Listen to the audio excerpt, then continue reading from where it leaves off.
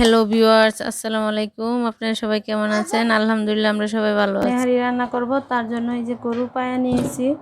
এখানে আমি আমাদের যে একটা গরু ছিল এটা 3 ভাগের 1 ভাগ নিয়েছি, আরও 2 পুটলে আছে, আর 2 দিন খাওয়া যাবে। আর এই যে আমার উপকরণগুলো, এই তো প্রথমে আমি দিয়ে দিব তো এখানে 2 টেবিল চামচ পরিমাণ আদার পেস্ট,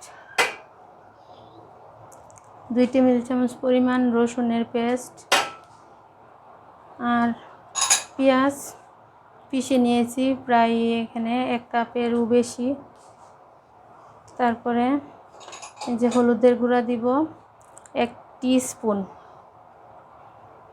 মরিচের গুঁড়া 1 টেবিল চামচ, এটা জালটা যার যার স্বাদ অনুযায়ী।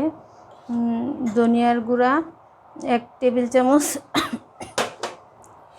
জিরার গুঁড়া 1 টেবিল চামচ, স্বাদ মতো লবণ, আর এটা হচ্ছে জয়ফল জয়ত্রী পোস্তর দানা পেস্ট করে নিয়েছি পাটাতে পিষে, ওইটা দিয়ে দিলাম।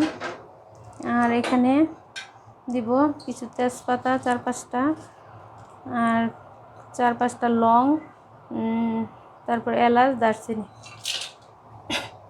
দিয়ে আমি এখন পরিমাণ মতো পানি দিয়ে বসিয়ে দিব।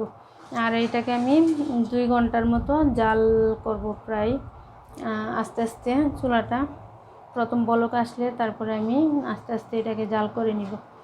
আর এটা কালকে সকালের নাস্তা হবে, তন্দুলের রুটি আর নেহারি।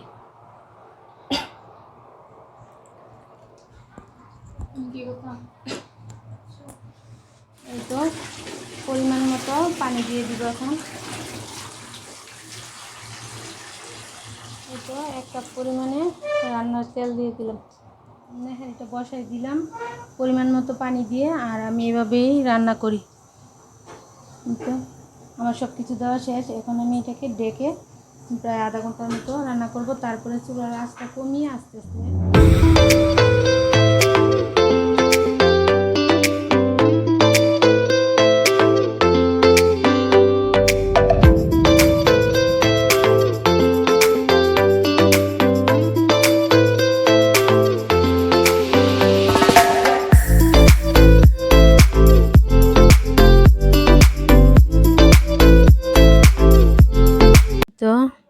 আমার নেহারি রান্না প্রায় শেষের দিকে।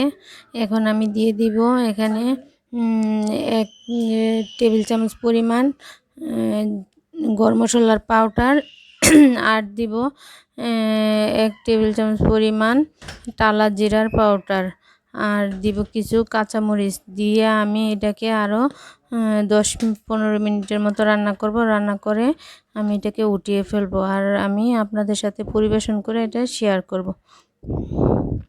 তো আমার রান্নাটা প্রায় শেষ।